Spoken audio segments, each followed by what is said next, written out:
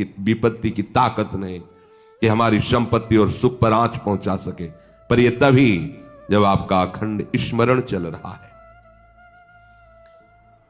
अखंड स्मरण के लिए वाचोवेगम, मनसः क्रोधवेगम, हिंसावेग, मुदरोपस्थवेगम, एतान वेगान सहते यस्तु विद्वान निंदाचास्य हृदयम नोपहन्यात्।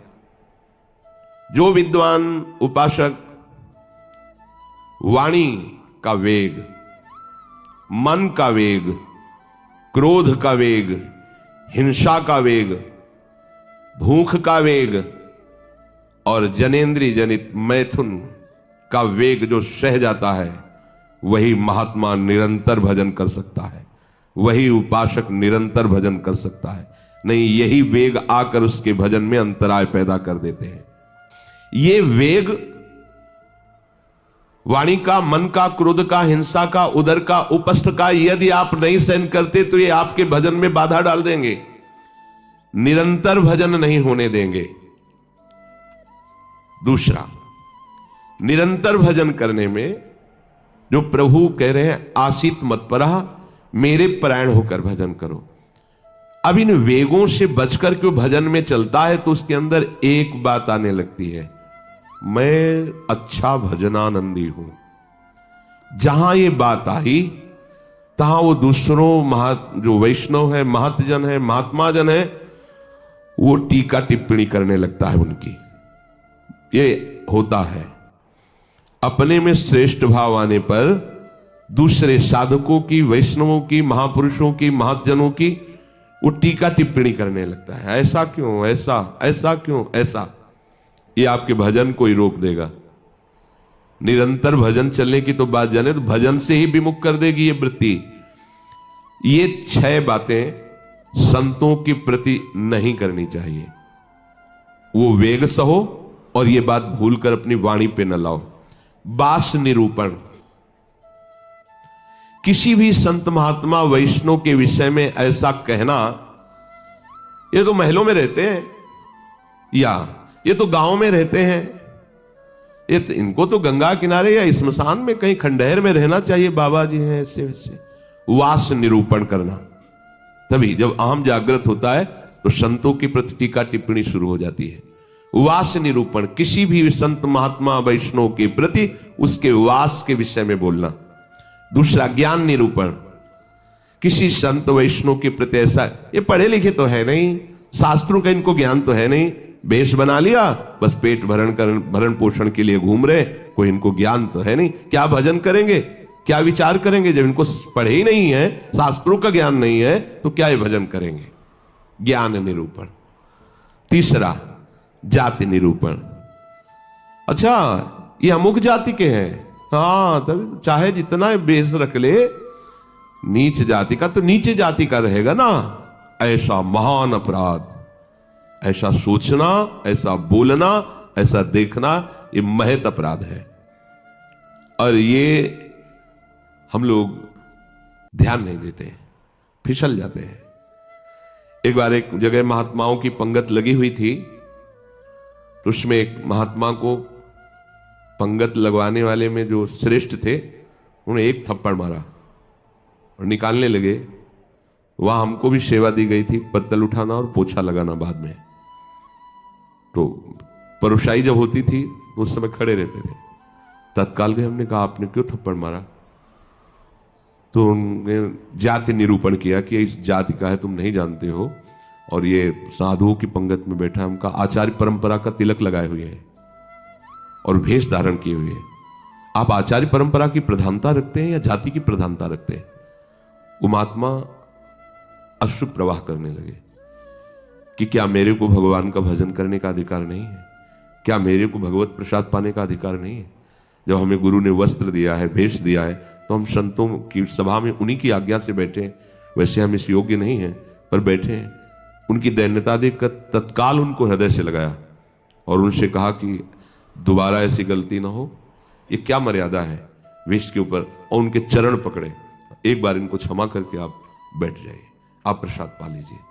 उस समय भागवती का आवेश में बोले, उनकी सामर्थ्य नहीं हुई दोबारा उनको, वो प्रसाद पाके निकले, मन में ठान लिया कि झोला उठाओ और भागो यहां से। नहीं, जहां संत का अपमान हो वहां नहीं टिकना चाहिए। तो भूल हो जाती है। राजसूय यज्ञ में भगवान ब्रह्मा से लेकर के सब ईश्वर कोटि के महापुरुष पधारे थे, जिसमें स्वयं सर्वेश्वर भगवान श्री कृष्ण विराजमान थे। और उस पवित्रता का क्या वर्णन करना, जहां साक्षात धर्मराज विराजमान है वहां अपवित्रता का प्रवेश नहीं हो सकता। लेकिन यज्ञ की पूर्णता नहीं हुई थी। यज्ञ की पूर्णता सुपच वाल्मीकि के चरण धोकर रसोई में पवाने से हुई थी। स्वयं भगवान श्री कृष्ण चंद्रजू ने ऐसा आदेश किया था, जिन्होंने स्वयं गीता जी में कहा, चातुर्वर्णम मया सृष्टा गुण कर्म विभागशः। लेकिन यदि वो भगवद अनुरागी है तो चातुर्वर्णम मया सृष्टा का सिद्धांत नहीं लागू होगा। भगवान व्यास देव जी कह रहे, अहो वत्स पचतो गरीयान यज्ञाग्ञे वर्तते नाम तुभ्यम। यदि राधा राधा कृष्ण कृष्ण जिभ्या से निकल रहा है, वो चांडाल भी है, तो उसका चरणामृत लेके पीना चाहिए। इसलिए हरिराम व्यास जी कहते हैं, व्यास मिठाई विप्र की तामे लागे आग, वृंदावन के स्वपच की जूठन खइए मांग। व्यास रसिक तेई बड़े ब्रजते अनत न जाए, वृंदावन की स्वपच लो जूठन मांगे खाएं। ये जाति निरूपण संत के प्रति करना महत अपराध है। और ये जब जाति का अभिमान बना हुआ है तो भगवत दासत्व का अभिमान कैसे आ सकता है? किसी भी मार्ग में हो, आगे चल करके सब लय हो जाता है। यह देहाभिमान के अंतर्गत आता है। देह ही तो जन्मी है जाति में, ये स्वरूपाभिमान थोड़ी है, ये देहाभिमान ही है। इसलिए वैष्णव के सबके एक ही गोत्र है, अच्युत गोत्र। अपने सब रसिकों के एक ही गोत्र है, हरिवंश गोत्र। अगर हम जाति पक्ष में चले जाएंगे तो भगवत पक्ष से हट जाएंगे। तहां जाति कुल नहीं विचार, कौन शुद्धम कौन गंवार, सार भजन हरिवंश को। और यारस मगन मिटे भवत्रास, सुनहु रसिक हरिवंश विलास, श्री हरिवंश गाय।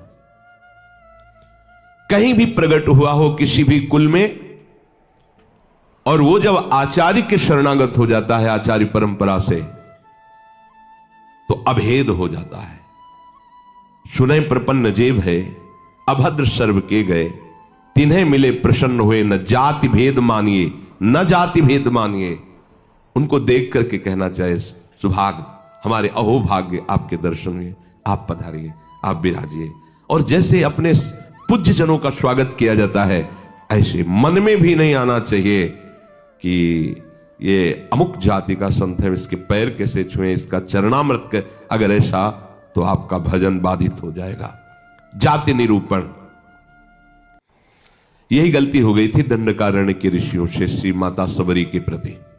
एक तो स्त्री जाति और दूसरी भीलिनी। कैसे हम महाब्रह्म ऋषियों के बीच में बड़े बड़े कीड़ा पड़ गए थे, सरोवर के जल का प्रयोग नहीं कर सकते थे, सब अशांत थे। और भगवान श्री राम ने माता सबरी को सौभाग्य दिया ऐसा, जो ब्रह्म ऋषियों को भी नहीं मिला। इसलिए कभी किसी संत के जाति निरूपण न करें।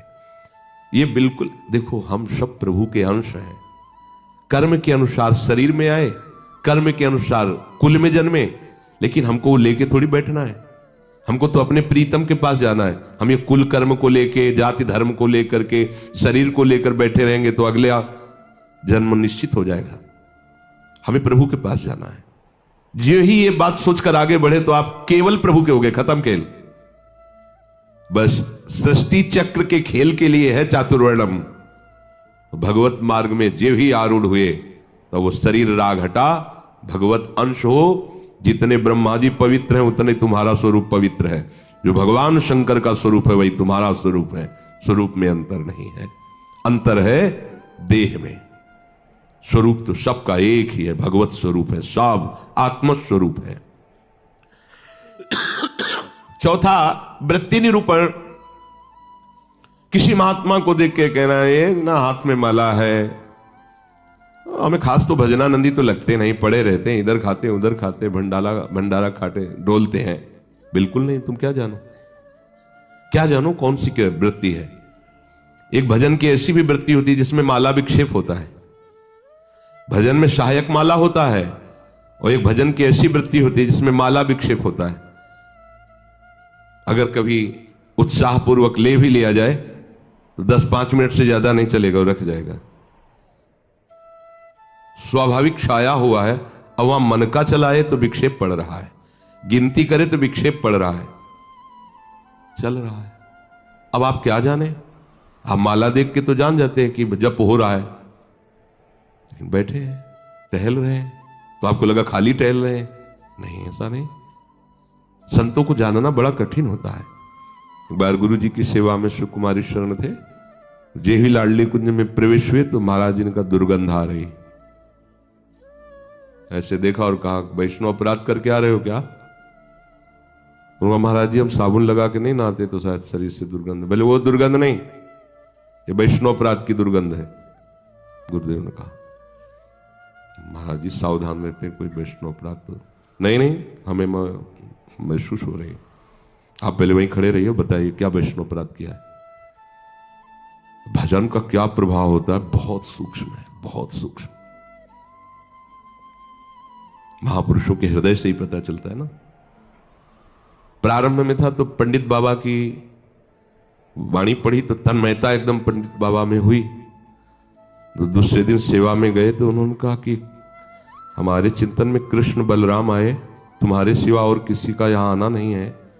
तुम कहा महाराज जी पंडित बाबा का चरित्र पढ़ रहे तो एकदम उसमें तन्मयता एकदम। बोले हाँ, तभी आया चित्र में। तब कितना सूक्ष्म, मतलब ये सबके समझ में की बात। परिक्रमा दे रहे थे जगन्नाथ बाबा की कुटिया, दोपहर में देखा महाराज जी गायब। देखा तो अप्सरा कुंड में ध्यानस्थ एक वृक्ष के नीचे बैठे। महाराज जी वहां से क्यों चले आए? बोले इतनी जोर के गोपाल मंत्र के वहां परमाणु सिद्ध पुरुष थे ना, तो हमें विक्षेप पड़ रहा था निज मंत्र में, इसलिए हट के चले आए। वहीं हम पढ़े, हमें कुछ पता नहीं चल रहा। आपका कितना सूक्ष्म, प्रवेश करते ही कह दिया आप वैष्णव अपराध करके आ रहे हैं, दुर्गंध आ रही। वो हाँ महाराज जी, अगर ये वैष्णव अपराध है तो फिर वो एक समोसा बांट रहे थे तो एक संत बार बार समोसा ले और खाते जा रहे थे, फिर लेते जा रहे थे, तो उसने धक्का मारा और दबकाक भगा दिया। तो हमें लगा कि कैसे संत हैं, इस समोसा के लिए बार बार हाथ फैला रहे। तो बोले उनको जानते हो? बोले हाँ, प्राय वो दिखाई देते हैं बिहारी जी की गली में। बोले जाओ, महाराज जी ने पैसा दिया 50 रुपये उस समय, अगर जाओ समोसा खरीदो, उनको दो, उनके चरण पकड़ो, उनसे कहो कि आपके प्रति हमारी ऐसी मलिन बुद्धि हो गई थी, आप हमें क्षमा करें, फिर सेवा में आओ। कितना सूक्ष्म है महापुरुषों का सुरक्षा कवच। किसी भी संत के प्रति, वैष्णव के प्रति, ये तो पड़ा रहता है, तो कभी माला नहीं लिए, तो कोई भजन ध्यान करता नहीं, इस प्रकार से उसकी निंदा करना, ये वृत्ति निरूपण है। पांचवा है स्वरूप निरूपण। इनके चेहरे में कोई तेज तो है नहीं, हमें लगता है कोई महात्मा तो है नहीं, बनावटी ही लग रहे हैं, कोई आकर्षण तो है नहीं इनके चेहरे में, सच्चे साधु नहीं है, ऐसा वैसा नहीं। आप क्या जानते हो, ये राख से ढकी हुई आग है, राख हटे तब पता चलेगा। अगर चेहरे से ही महात्मा की पहचान होती तो जड़ भरत जी को पहचान लेता रहुगण। और साधारण सत्संगी नहीं, कपिल भगवान से सत्संग करने जा रहा है, कोई साधारण सत्संगी नहीं, महापुरुषों का संग करने वाला है, फिर भी नहीं पहचान पाया राख से ढकी हुई आग को। जड़ भरत जी जैसे महान ब्रह्मभूत महापुरुष से पालकी उठवा दी, जब उनके वचन प्रकाशित हुए तो कूद पड़ा पालकी से चरणों के। इतनी ऊंची स्थिति के महात्मा, कांप गया। ये किसी भी महात्मा के बाह्य रूप को देख करके नहीं जाना जा सकता कि किस कोटि का महात्मा है, कितनी ऊंचाई का है। इसलिए इनमें तेज नहीं है, इनका चेहरा कोई आकर्षणकारी नहीं है, ऐसे कोई साधारण लगते हैं, कोई सच्चे साधु तो है नहीं, ऐसा नहीं करना चाहिए। छठवां धातु निरूपण। भक्त या भगवत विग्रह की, अच्छा ये पत्थर के ठाकुर जी हैं, सप्तम धातु के हैं, ये काहे से बने हुए हैं ठाकुर जी? अगर वो मंदिर में विराजमान तो साक्षात प्रभु विराजमान, कुटिया में विराजमान तो साक्षात प्रभु विराजमान। श्री विग्रह में पाषाण, लोहा, तांबा या काष्ठ की भावना ले आना, यह आपके निरंतर भजन में बाधा पहुंचा देगी। उन वेगों को सहना और इस अपराध से बचना। जो गुरु ने नाम दिया है, मंत्र दिया है, आराध्य देव का रूप दिया है, उसके सिवा सब माया है। वो अपने को चिंतन नहीं करना, केवल उतना ही चिंतन। ये बहुत कठिन बात है। प्रायः मनमानी भजन करने में ज्यादा अच्छा लगता है, और गुरु मंत्र और गुरु श्री मुख से जो दिया गया उपासना नाम है, पद्धति है, उसमें मन मरता है, इसलिए उसमें मन नहीं लगना चाहता। हम ये देखते हैं, प्रायः कई उपासकों से सुना है उनके हृदय की बात, जो गुरु प्रदत्त है उसमें नहीं लगेगा और मन माने लग जाएगा। मन ने स्वीकार कर लिया चितम केशवम राम नारायण, ये रटे हम उन्हीं गुरु से पूछ रहे हैं जिन्होंने मंत्र दिया है, नाम दिया, ये हम रटे। तो ये बुरी बात तो है नहीं, भगवान के नाम जपिए, पर बात नहीं बनेगी। जहां बात बननी है वहां मंत्र मूलम गुरु वाक्यम, जो गुरुदेव ने शब्द दिया है, नाम दिया है, मंत्र दिया है, बस होए अनन्य एक व्रत गाए, वही। चाहे जितना मन चंचल हो, जो ऐसी निष्ठा वाला होता है, देर नहीं लगता शांत होने में। पर जिनका है कि छलांग लगाना अच्छा लगता है, थोड़ी देर ये जपा, थोड़ी देर वो जपा, थोड़ी देर वो जपा, अरे भगवान का तो भजन करना है। अभी वो पद्धति को नहीं समझे, अभी रस मार्ग में बहुत दूरी है, अंतराय है। सभी कार्य करते हुए अपने स्वरूप में स्थित रहना। जैसे अपने लोगों का स्वरूप है सहचरी, तो जगने से लेकर शयन तक आपकी स्मृति में रहना चाहिए, मैं श्री जी की सहचरी हूं। भले अनुभव में नहीं आ रहा, आपको सहचरी बप्पू का अनुभव नहीं हो रहा, पर हम हैं, मान लेना। जैसे अपने को अनुभव नहीं था हम किस कुल में जन्मे हैं, पर माता पिता किसी ने तो सिखाया होगा कि तुम पंडित हो, ब्राह्मण हो, बैठ गया ना दिमाग में। इन्होंने लिखा है क्या ब्राह्मण कहीं, और बैठ गया पंडित घर के जन्म है हमारा। ऐसे ही गुरु ने तुम्हें नया जन्म दिया है, न स्त्री हो, न पुरुष हो, न ब्राह्मण हो, न क्षत्रिय हो, न वैश्य हो, न शूद्र हो, न गृहस्थ हो, न विरक्त हो। क्या हो? श्री जी की प्रिय सखी हो तुम। स्वीकार करो। जैसे माँ ने सिखाया था कि ये तुम्हारे पिता हैं और पिता ब्राह्मण कुल के, तो तुम भी ब्राह्मण कुल के हुए। समझ गए? तुम पंडित की संतान हो तो पंडित ही हुए। ऐसे ही तुम हमारे प्रिया प्रीतम के अंश हो। गुरुदेव ने समझाया तुम प्रिया प्रीतम की प्रिय सखी हो। बस ये दिमाग में तुम लाओ पहले, इसी से स्वरूप जागृत होगा। जो उपासना पद्धति मिली पहले दिमाग में ले आओ। न स्त्री हो, न पुरुष हो, न गृहस्थ हो, न विरक्त हो, न ब्राह्मण हो, न क्षत्रिय हो, न वैश्य हो, न शूद्र हो। तुम क्या हो? तुम प्रियालाल के निज जन हो। तुम प्रियालाल की सहचरी हो, प्रियालाल की प्रिय सखी हो। ये सुबह से शयन तक आपके दिमाग में आ जाए। जैसे हम रटते नहीं हैं, पर कभी भी पूछ लिया जाए तो हम अपनी बात बता देंगे। ये शरीर कहां जन्मा है, क्या है, कभी याद नहीं करना है, लेकिन वो है ना। ऐसे ही सहचरी बप्पू का है। हमने दर्शन नहीं किए सहचरी स्वरूप के, पर हमारे गुरुदेव कह रहे हैं कि आप सहचरी बप्पू हो, आपका स्वरूप सहचरी है, तो हम पहले स्वीकार करते हैं। उठते बैठते चलते फिरते आपके दिमाग में बात बैठ जाए कि मैं श्री जी की प्रिय सखी हूं, युगल सरकार हमारे प्रीतम है। और पीछे की जो बातें की गई वो हमारे जीवन में ना हो, तो भगवान जो कह रहे हैं आशीत मत परहा, मेरे परायण होकर बैठ जा, अर्थात आप निहाल हो जाओगे। भगवत आश्रित भगवत परायण वर्तमान में ही आनंदित होता, भविष्य की बात नहीं होती। वर्तमान में जाने मोरी छाती, उसका हृदय जो शीतलता और आनंद से भर जाता है, फिर वो कृतकृत्यता का अनुभव करता है। इसलिए सत्संग का श्रवण करो, फिर मनन करो और उसको जीवन में धारण करो। जो कहा गया नहीं करना उसको छोड़िए, जो कहा गया स्वीकार कीजिए, उसको स्वीकार कीजिए। यही विवेक है, असत का त्याग और सत को स्वीकार करना।